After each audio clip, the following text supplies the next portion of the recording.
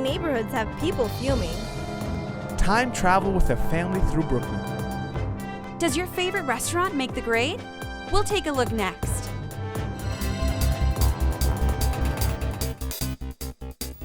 Hello, welcome to Brooklyn College News. I'm Maria Snow. I'm Jonathan McLeod. And I'm Mina Mello. We've got a great newscast for you thanks to our team of reporters. Our top story tonight. Thousands of teachers will keep their jobs in New York City thanks to a budget deal between the mayor, the city council, and teachers union. But the school still faces deep cuts. Chancellor Dennis Walcott told principals they'll have to do with less, and that could end after-school programs or teachers' aides. The city says that budget cuts have nothing to do with the plan to phase out and close 91 schools. And Jamie Bias found that some students and teachers think their schools should remain open. I'm actually devastated, despite the fact that I may be graduating, I have nothing to come back to. Malik and his friends here are going in and out of their school for the last time. The Metropolitan Corporate Academy is a failing school, and the city plans to close it. Our school has been deemed a failure because we've been unable to meet the threshold requirements of the DOE. Teacher Chris Renault mingles with students on the last day of school. It's report card day, and though he says they're hard workers, some don't make the grade. Some of our students take 5 years to graduate.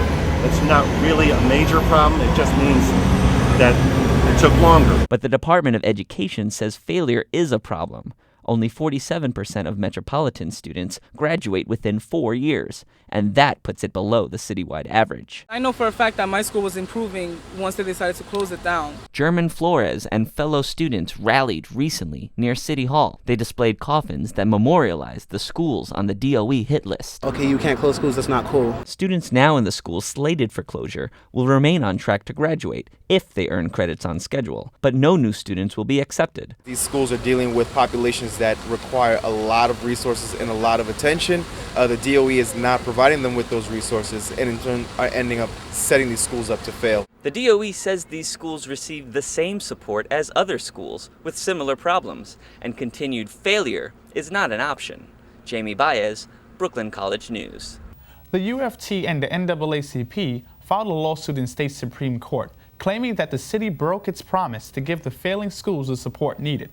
The court's decision and the appeals process could hold up or put an end to the closures. The New York City Health Department is finding restaurants that don't post the new health grades where people can see them. But Emilio Saldana and Yorlenis Laura investigated and found some restaurants that are hiding grades. They're wondering whether to eat here, but they don't see the restaurant's health grade. That's because it's hidden behind these boxes. The New York City Health Department grades restaurants for cleanliness and sanitation. And when we try to find out why it's hidden, the hostess wouldn't say. We're waiting actually on the grade. But Health Department records show they got a C, and they're challenging the grade. Restaurants with an A have fewer than 13 violations. 14 to 27 violations get Bs, and those with 28 or more violations will receive Cs. Well, I think the grading system's great. They don't have their letter grades posted. I'm wondering why. At Tom's restaurant where Seinfeld was filmed, manager Mike Dolis says it takes effort to get an A. You got to keep on top of things. You got to be more vigilant. You got to, keep on cleaning. You got to keep on doing what you have to do. I mean, one day, if a restaurant's open 24 hours a day, you just can't say, all right, I'll do it tomorrow. But in our investigation, 8 out of 10 restaurants we checked did not display grades. More than 800 got fines for failing to put grades where you can see them. I think it's a good idea to always have the inspection grade. I think as a consumer, we're educated with cleanliness and we all want to be clean, especially in a city like New York. Even fancy restaurants like the Oak Room at the Plaza earned Cs, according to the Health Department records. They also didn't post the grade and were fined. All restaurants may not like the grading system, but customers appreciate it. I want to know before I pay all that money that the grade's been posted. If you want to find out the grade of your favorite restaurant, you can go to the New York City Department of Health website at newyorkcity.gov. Maria? Students on college campuses find themselves in deep debt, and it seems to get worse every year. Connie Nam and Iris Carreras discovered students are often confused about what they sign up for. Loans are always kind of iffy. You don't want to owe money to anybody. You don't want to owe money to anybody, but we do. The majority of college graduates end up owing thousands of dollars for student loans. I took out about, I believe, $25,000 to $30,000 in student loan. I have it's still a lot, about $100,000 in debt from graduate school. In 2007, 60% of undergraduates borrowed money. Most borrowed from the federal government, 23% directly from banks, and often people are clueless about the terms. They were pretty nebulous. I wasn't entirely sure. I think my parents have to pay back the loans by the end of my time at the school. But that's wrong. You can wait until 6 months after you graduate to begin to pay. Being aware of the fine print is important because big loans and the inability to pay can ruin your future credit rating. Ask as many questions as possible. This is one of the biggest commitments that anyone makes in their life. Herman de Jesus cautions about signing up for big loans. There's a lot of companies that are out there for the sole purpose of taking advantage of unsuspecting students. It's not so easy to run away. One day they all came back to haunt me. Oscar regrets not understanding his loan terms. It would be nice if they told you when you were 17 and 18 what the terms really would be. If somebody sat down and told you what your liability would be, the fact that you can't default on them, the fact that you can't go into bankruptcy and have those, expenses wiped clean. But it's your responsibility to find out, and there are choices. A lot of people don't realize how much money there is available to them between financial aid and scholarships. If a student is looking to get a loan, federal or private, first stop in the financial aid office and see what scholarships they can apply for. Federal loans have lower rates, so why would anyone want to borrow from a private bank? Like most things that deal with the federal government, getting these loans is a lot more work. For a private loan, you can walk into a bank, sit down for an hour, and walk away with a loan. It's possible, but not so easy anymore. Since the economy of the mortgage crisis, we actually don't really give out too many student loans anymore. There's good news. State grants are available. The New York State Higher Education Services Corporation says it can help with state and federal grants. You can check out their website at hesc.com. Mina? Thanks, Iris. Student finances are also a problem for CUNY's community college students. 1 in 5 take more than 4 years to graduate. Catherine Fernandez and Cristina Asensio report. Give your mother a kiss. Come on, come on, come on. A proud mother. A milestone many years in the making. While these students made it, many CUNY students take more than the usual 4 years to graduate. In stages, some people are very certain about what they want to do in their lives, and some people are kind of just in limbo. It's easy to get discouraged, and the dropout rate proves it. 1 in 4 students drop out by the 3rd semester, according to CUNY officials. And students who attend the community colleges say there are serious reasons why they stop going to school. A lot of students are dropping out, mainly because they get academic probation. I had to work at the same time I was in school because I had to pay my tuition, so that was really difficult to manage and balance the time. For some, it comes down to planning. Students say they aren't getting the best guidance on campus. A lot of students don't know they should be taking 15 credits per semester if they want to graduate in 2 years. We're told automatically just to do 12 credits. For other students, family life interferes with campus life. It's hard for them to be maintaining home, school, career. And for many, it's all about the money. I've spoken to a lot of students where they say, I just come to get the refund check and all that kind of stuff. College counselors understand the causes. They are forced to go to school sometimes in the evenings and in the weekends, and it doesn't allow them to graduate within the 4-year time span that we traditionally knew students to graduate. But it's not all bad news. This CUNY student says he's doing just fine. I went to Lower Manhattan Community College. Yay!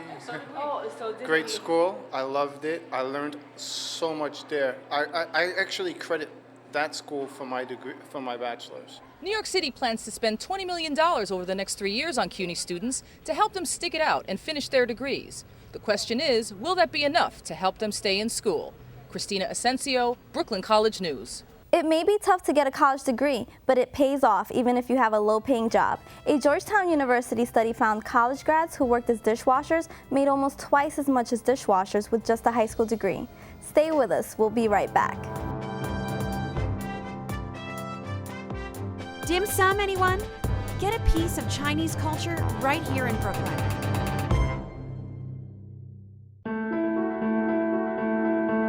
Do I look like someone who is at risk for heart disease? Well, guess what? I am. Heart disease took my dad's life, but it doesn't have to take mine. Because 80% of cardiac events in women may be prevented if we make the right choices. 80%. You may not know you're at risk, but 1 woman dies every minute from this largely preventable disease. Help bring a voice to this silent killer. Speak up to save lives at goredforwomen.org.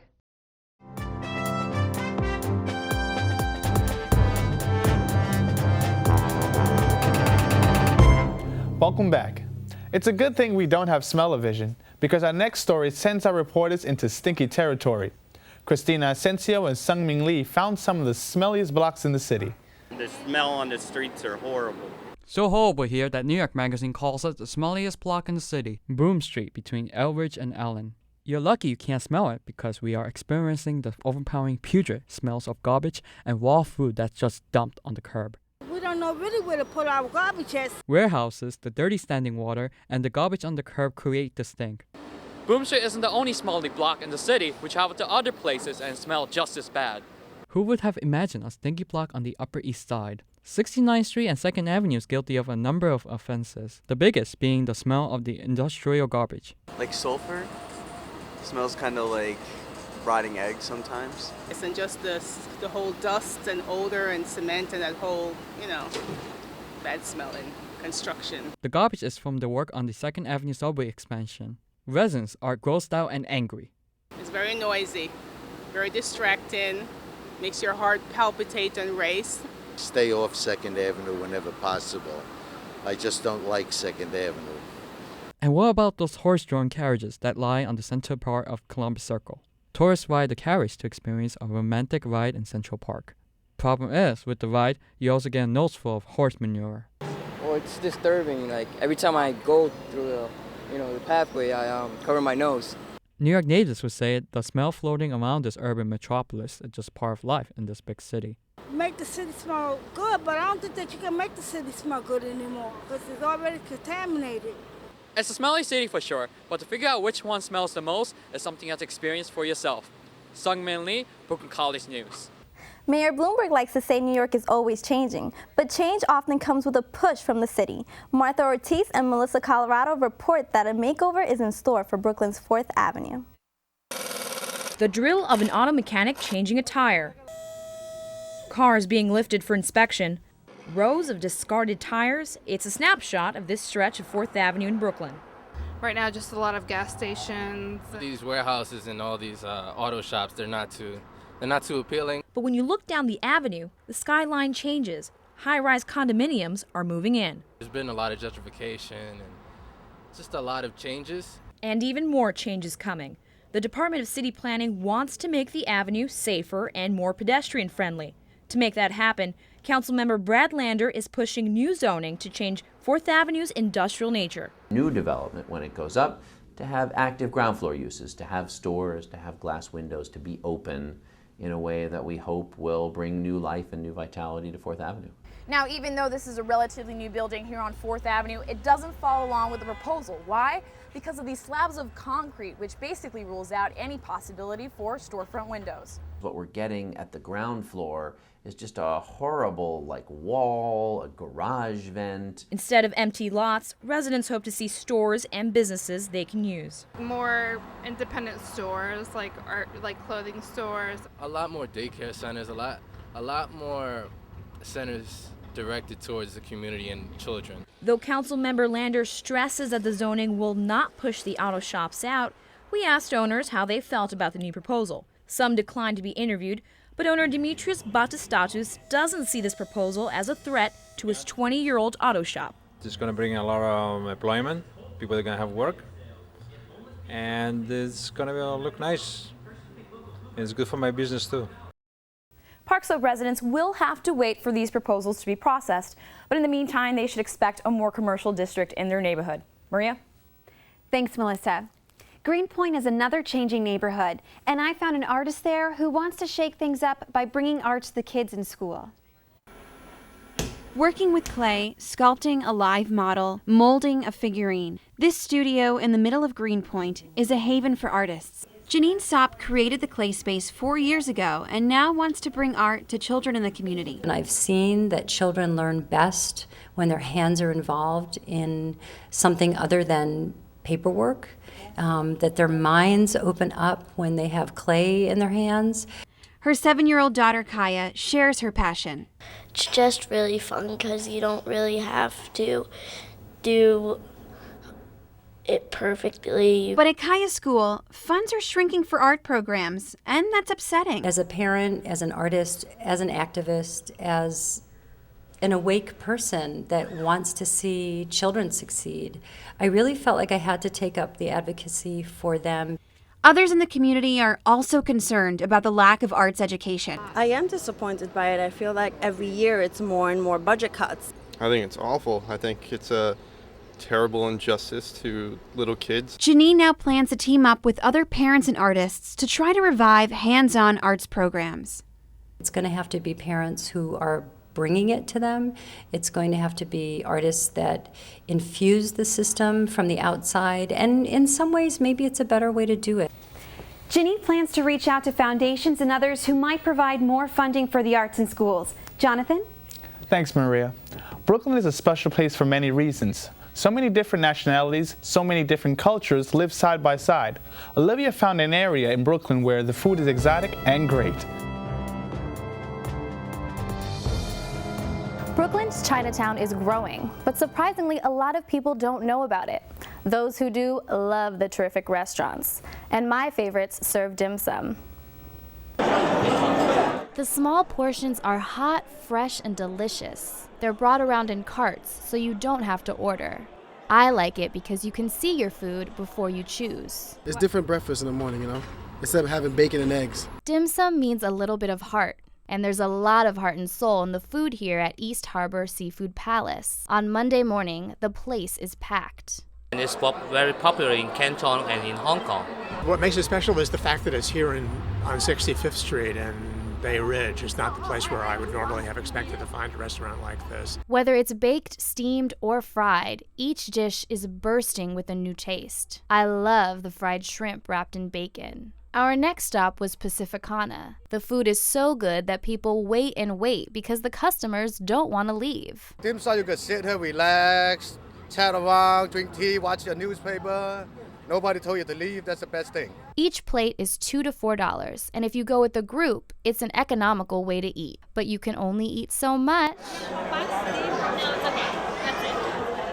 I had more than enough to eat, and it all cost $9. Dim sum starts at 9 a.m. and runs to 3 in the afternoon. But the earlier you go, the easier it is to get a table. Back to you, Jonathan. Thanks, Olivia. I can't wait to see what you have in store for us next time. We'll be right back. Meet an artist who flips hip-hop upside down. Touring New York, the past comes to the present. A family makes history come alive. It's the difference between being forgotten and becoming a leader. It's the difference between dreaming of college and knowing I have the support to get there. It's the difference between getting sick and having the care I need to stay healthy. 28% of New York City's kids are living in poverty. The Children's Aid Society is giving hope to kids in need. You can help. You can be the difference. The difference between feeling abandoned and being part of a community. The difference between losing my way and finding my own voice. The difference between the fear of tomorrow and a future of opportunity. You can be that difference. Please be that difference.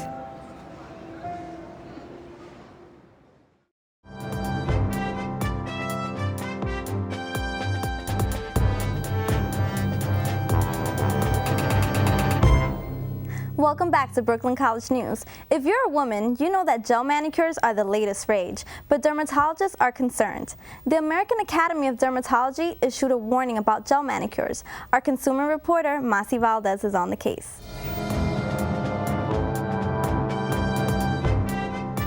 Salons started offering gel manicures this year, and they became a big hit because they last for weeks.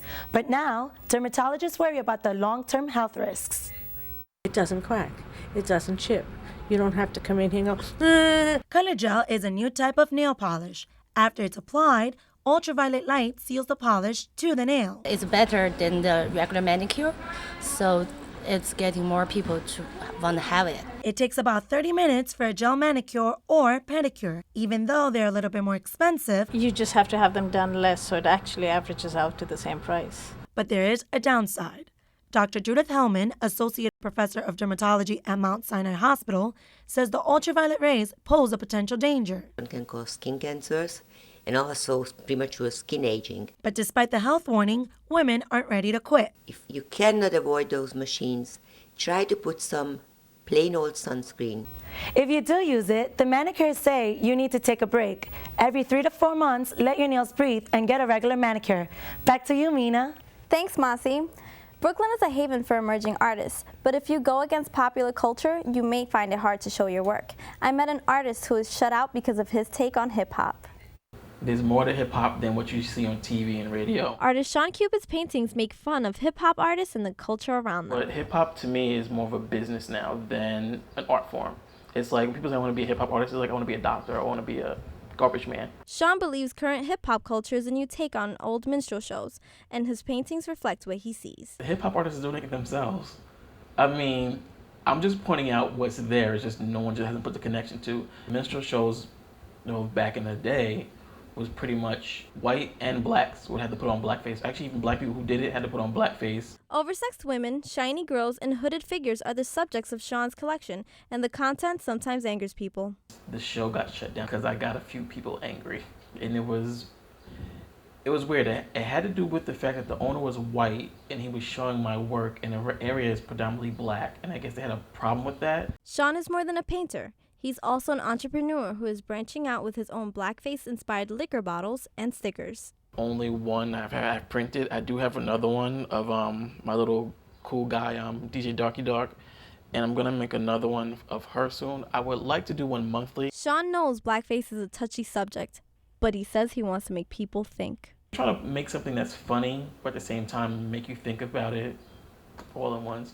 You get what you get out of my work. With my pieces here, I can tell you what it's about, but you're going to get your own message out of it. And you may get offended, you may laugh. As long as you get something out of it, I don't really care. Sean continues to push for a gallery show. He wants to show his work to a broad audience. Thanks, Mina. Shayna's here now to join Jonathan for our Sports and Outdoors report.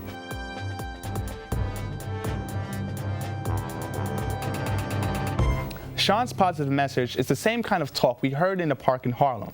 Shane and I checked out a boot camp workout that packs a serious message. Working the basic push-up. Working hard to make it look easy. Working it to make it look easy isn't so easy. This outdoor boot camp is a Harlem sensation. Balance and stability. Reaching out, reaching for your dreams. Making your dreams reality. Making those things come in. These are college students working with Dr. G as a part of a group called the Bartenders.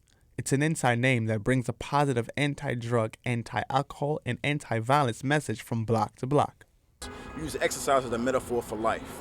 We want the kids to pull up their character, attitude, and personality, to dip their heads into a book, and push up past all socioeconomic barriers. Dr. G's recruits don't get paid, but they enjoy the time spent teaching others what they know. Supporting our youth, developing another type of culture, educating them on different things, getting them out the hood. I never thought I would be at the level that I am. I couldn't see it. I couldn't imagine it. I just wanted it. And before we leave, we have to show what Dynasty can do. The incredible Dynasty. Been with us for 3 months, showing you the love yourself exercise. If you want to work out with the group, you can find them at 145th and Lenox every Tuesday at 11 a.m. Shayna? There's also a positive vibe for everyone farther north in Manhattan at the Dykeman Tournament. They're not asking you to work out. They just want you to enjoy the show. Only a 20-point target.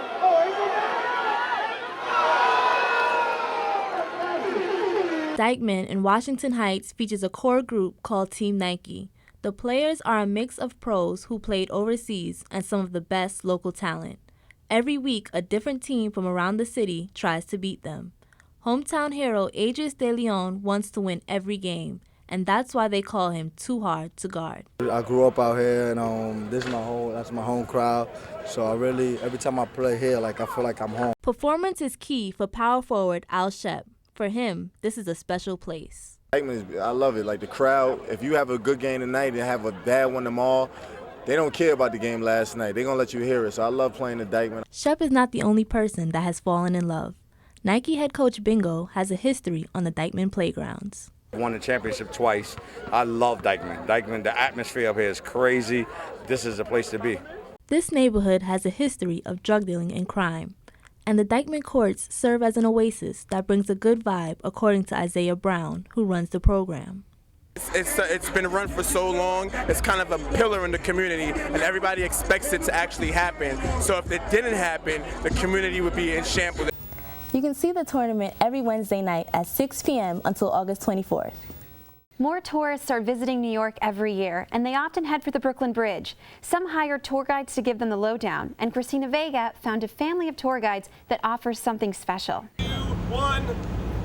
How would you like to have these guys showing you around Manhattan? Jumbo, mother to Dumbo, no relationship to the neighborhood. The Levy's Unique New York is a family of tour guides doing things a different way.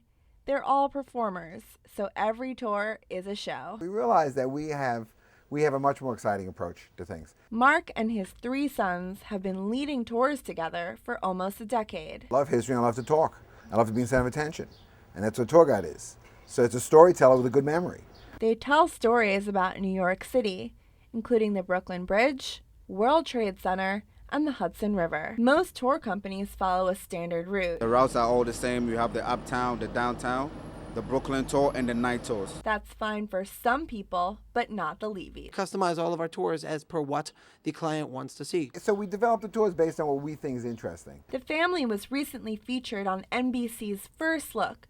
TripAdvisor.com ranked them number 12 out of 150 tour guides in the city. Particularly thrilled with is our 100% excellent rating. The Levys have a hometown advantage over their competition. But we bring an authenticity to our tours. We are experiential, conversational New Yorkers for hire. The Levys run tours year-round. You can check out their schedule on their website at www.levyuniqueny.com. For Brooklyn College News, I'm Christina Vega. That's our newscast for tonight. I'm Mina Mello. I'm Jonathan McLeod. I'm Shayna Auxili. And I'm Maria Snow. Thanks for watching.